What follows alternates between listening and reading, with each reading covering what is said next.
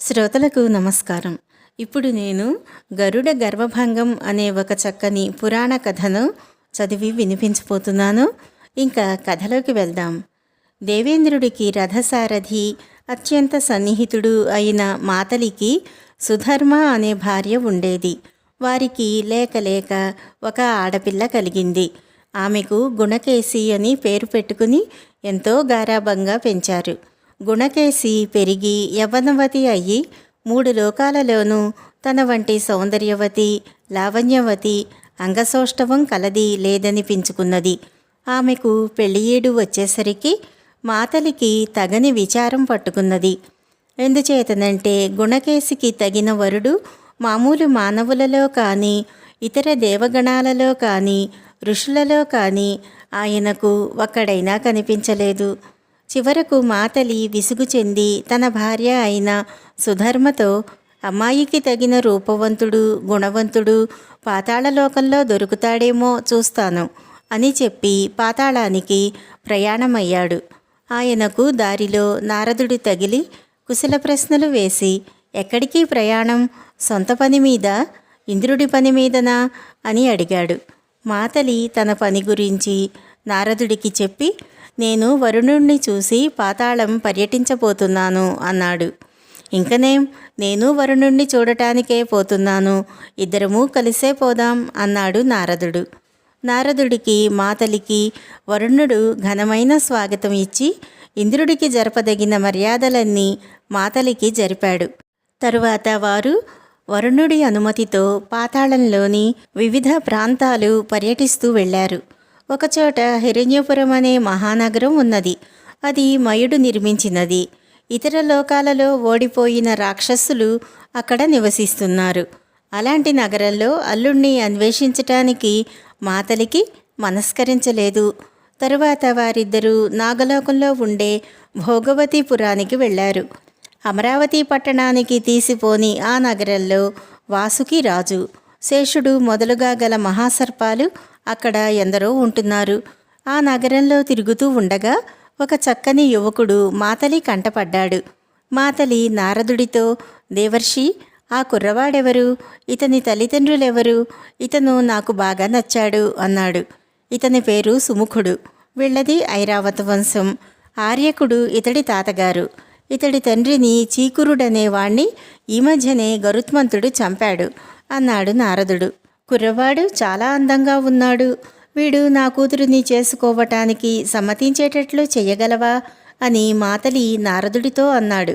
నారదుడు మాతలిని వెంట పెట్టుకుని ఆర్యకుడి వద్దకు వెళ్ళి, ఇతను తన కుమార్తెకు తగిన వరుడు కోసం 3 లోకాలు వెతికి చివరకు ఇక్కడ నీ మనవణ్ణి చూసి తనకు అల్లుడు కాతగిన వాడని ఎన్నుకున్నాడు. అందుచేత ఇతని కుమార్తె గుణకేసిని నీ మనవడు సుముఖుడికి చేసుకుంటే చాలా బాగుంటుంది అన్నాడు. దానికి ఆర్యకుడు దీనంగా, నారద, ఎంతో చక్కని మాట చెప్పావు, కానీ నా మనసులో సంతోషం లేదు. ఎందుకంటావా? నా మనవుడికి మహావిపత్తు సిద్ధంగా ఉంది. గరుత్మంతుడు మొన్ననే వీడి తండ్రిని పొట్టన పెట్టుకున్నాడు. పైమాసంలో వీణ్ణి చంపి తింటానని శపథం చేశాడు అన్నాడు. అది విని మాతలి, నాగరాజా, నీ మనవణ్ణి అల్లుడిగా వరించాను కనుక అతన్ని కాపాడే భారం నాది. సుముఖుణ్ణి మా వెంట పంపితే నేను అతన్ని దేవేంద్రుడికి పరిచయం చేసి చెయ్యవలసినదంతా చేస్తాను. మీరేమీ దిగులు పడవద్దు అన్నాడు. మాతలి, నారదుడు, సుముఖుడు కలిసి దేవలోకానికి తిరిగి వచ్చి ఇంద్రుడి సమక్షానికి చేరారు. వారు చేరే సమయానికి ఇంద్రుడు, విష్ణువు కబుర్లు చెప్పుకుంటున్నారు. మాతలి విష్ణువుతో సంగతి సందర్భాలు వివరించి చెప్పాడు. విష్ణువు అంతా విని ఇంద్రుడితో, ఇంద్ర, సుముఖుడికి అమృతం ఇచ్చి అతనికి చావు లేకుండా చెయ్యి అన్నాడు. ఇంద్రుడు అలా చెయ్యటానికి భయపడ్డాడు. పరాక్రమవంతుడైన గరుత్మంతుడితో వైరం పెట్టుకోవటం ఇష్టం లేక ఇంద్రుడు విష్ణువుతో, ఆ అమృతం నువ్వే ఇయ్యి అన్నాడు. అన్ని లోకాలకు అధిపతివి, నిన్ను కాదనగలవాడెవడు? అమృతాన్ని నీవే ఇవ్వు అన్నాడు విష్ణువు. అయినా ఇంద్రుడు సుముఖుడికి అమృతమిచ్చే సాహసం చెయ్యలేక దీర్ఘాయువిచ్చాడు. దానితోనే సుముఖుడికి గరుత్మంతుడి భయం పోయింది. అతను మాతలి కూతురుని పెళ్లాడి తన లోకానికి తిరిగి వెళ్ళిపోయాడు. మాతలి నారదుల కోరికపై ఇంద్రుడు సుముఖుడికి దీర్ఘాయువిచ్చిన వార్త విని మండిపడుతూ గరుత్మంతుడు మహావేగంతో ఇంద్రుడి వద్దకు వచ్చి మహారౌద్రంగా, ఏమిటిది ఇంద్ర, నా నోటి దగ్గర కూడు తీసేస్తావా?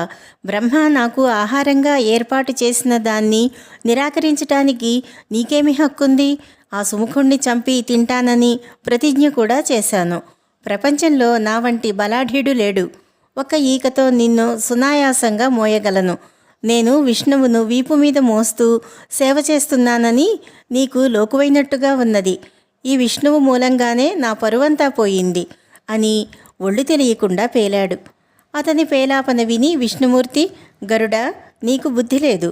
అతి దుర్బలుడివై ఉండి కూడా నా ఎదుటనే ఆత్మస్థుతి చేసుకుంటున్నావు. నన్ను మోస్తున్నానని నీవనటం అనుచితము, అబద్ధమును. నన్ను నేనే మోసుకుంటూ నిన్ను కూడా మోస్తున్నాను. నీకు నమ్మకం లేని పక్షంలో నా ఎడమ చెయ్యి ఒకటి మొయ్యి చాలు అంటూ తన ఎడమ చేతిని గరుత్మంతుడి వీపు పైన పెట్టాడు. ఆ బరువుకు గరుత్మంతుడు అణగారిపోయి 3 లోకాలు ఒక్క పెట్టున తన పైన విరుచుకుపడినట్టయి గిలగిలా తన్నుకోసాగాడు. ఆ గరుత్మంతుడు ప్రాణాలు తల్లడిల్లి కొట్టుకుంటూ, చచ్చిపోతున్నాను, అజ్ఞానం చేత కారుకూతలు కూశాను, నిన్ను మోస్తున్నాననే పొగరే నన్ను ఈ గతికి తెచ్చింది, రక్షించు అని దీనంగా ప్రార్థించాడు. విష్ణుమూర్తి అనుగ్రహించి, ఇంకెప్పుడూ ఇలా పేలకు, ఇంద్రుడిచ్చిన వరాన్ని గౌరవించి సుముఖుడితో సఖ్యంగా ఉండు. నీకు నిజంగా గర్వభంగమైనట్టు అదే శాశ్వతమైన గుర్తు అన్నాడు. అది మొదలు గరుత్మంతుడు ఎప్పుడూ సర్పాన్ని తన వెంట ఉంచుకుంటూ వచ్చాడు. ఈ కథ ఇంతటితో సమాప్తం. నమస్కారం.